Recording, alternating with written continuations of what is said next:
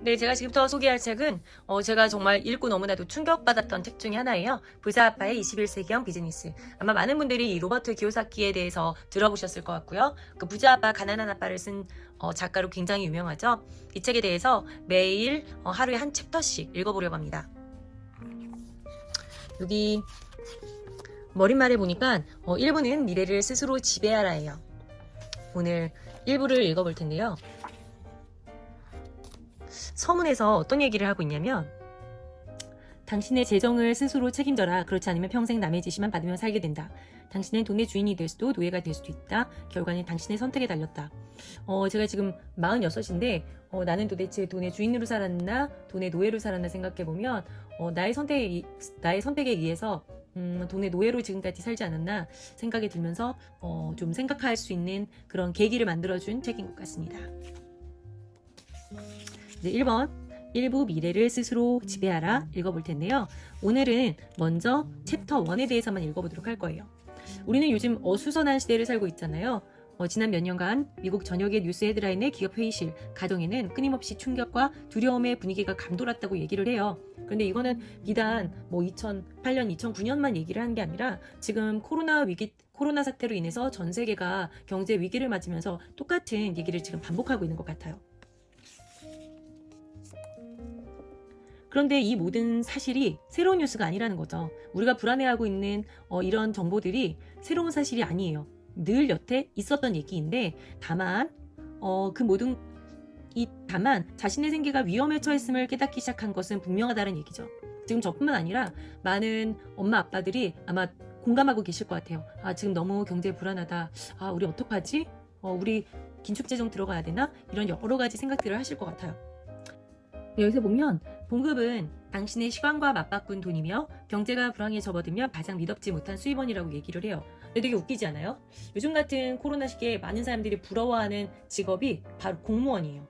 월급 따박따박 나오고 그리고 재택근무를 해도 같은 월급이 나오고 그리고 특히 학교 선생님들 같은 경우 방학인데도 월급이 나왔고 지금 학교를 개학하지 못했는데도 불구하고 며칠 학교를 안 나가는데 같은 월급이 나온다. 이런 것들을 가장 부러워하잖아요. 근데 여기서는 좀 다른 얘기를 하고 있거든요. 제 머릿속에 궁금증을 유발한 어떤 대목이었던 것 같아요. 그러면서 밑에 뭐라고 얘기하고 있냐면 이제 더 이상 안전하고 안정적인 직장은 없다. 이거 되게 공감하시죠? 어떤 직업이 어떤 직장이 안정하다고 얘기할 수는 없다라고 얘기를 하고 있는 거죠. 안정된 미래를 보장받을 유일한 길은 당신 스스로 미래를 지배하는 것이다. 좀 어려운 말 같지 않아요? 내 스스로 미래를 지배한다. 그게 과연 무엇일까? 아마 책을 읽어가면서 저희의 생각과 또 이 영상을 보시는 분들의 어떤 생각이 좀 바뀌시길 바라겠습니다. 미국의 굉장히 큰 대기업 중에 하나였죠. 제네럴 모터스, GM이 이 미국 최강의 기업으로 추앙받던 이 1950년대에 언론에서는 GM 회장의 발언을 취하여 이후 수십 년간 유행한 슬로건을 만들어냈대요. 이게 뭐냐면 As GM goes, so goes the nation. 굉장히 멋있는 말 같지 않아요? GM이 가는 대로 미국도 따라간대요. 그러니까 GM이 하는 모든 게 바로 나라가 하는 거랑 똑같다라는 어떤 그런 얘기거든요. 근데 반드시 좋은 얘기가 아니라고 얘기를 하면서 2009년도에 GM이 파산 신청을 했습니다. 정말 너무 충격적이지 않아요? 절대 무너질 것 같지 않았던 GM이 무너졌습니다. 우리 부모님 세대도 그랬고 저도 마찬가지였죠. 엄마가 늘 하시는 얘기가 학교에 빠지지 마라. 아마 개근상이 그 당시에는 너무너무 자랑이었잖아요. 근데 요즘은 개근하는 친구 아무도 없죠. 공부 열심히 해라. 좋은 성적 받고 또 그래야 안정적이고 연봉 높은 훌륭한 직장을 구할 수 있다. 네, 좋은 직장 구하고 예를 들어서 변호사나 의사, 전문 직종 아니면 대기업에 들어가서 연봉이 높으면 그게 저희의 인생을 책임져주고 저희의 노후를 책임져주고 우리 가정을 책임져줄 수 있다라고 저희는 여태 배워왔어요. 근데 여기서 얘기하는 게 그것은 산업화 시대의 사고방식이래요. 더 이상 산업화 시대에 우리가 살고 있지 않대요. 지금 이 시대는 어떤 시대예요? 정보화 시대죠. 산업화 시대는 이미 지나갔어요. 그래서 요즘 많이 들어오셨을 거예요. 아마 학부모님들이라면 4차 산업혁명 시대를 준비하는 아이들, 교육, 굉장히 다양한 강의들이 나오고 있죠. 다 그 얘기가 똑같은 얘기라는 거죠.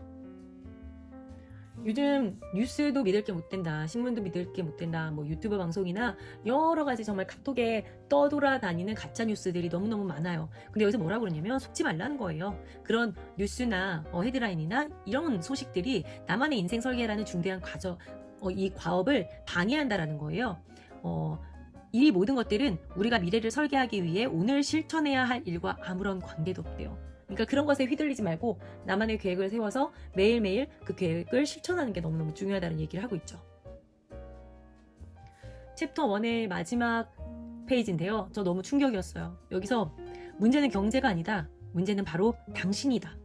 그죠? 늘 제가 문제인 거죠. 내가 문제인데 우리는 늘 남을 원망하고 남 탓하고 그게 너무 몸에 배어있는 것 같아요. 마지막 부분을 보면 여기 보이시죠? 인생 만만치 않대요. 공감하시죠? 인생 너무 만만치 않대요. 견고한 미래를 원한다면 스스로 그것을 창조해야 한다. 미래에 대한 지배력은 수입의 원천을 지배할 때야 비로소 얻을 수 있다. 당신은 당신만의 사업을 가져야 한다. 어렵다. 그죠? 수입의 원천을 어떻게 지배할까요? 어떻게 하면 나만의 사업을 가져서 수입의 원천을 지배할 수 있을까요? 첫 서두에도 말씀드렸지만 너무 어려운 질문 같아요. 그죠? 요즘 자영업은 힘들다고 하는데 자꾸 여기서는 나만의 사업을 하래요. 궁금하시죠? 궁금하시다면 내일 이 시간에 제가 챕터 2에 대해서 얘기할 때 꼭 다시 와주세요. 안녕.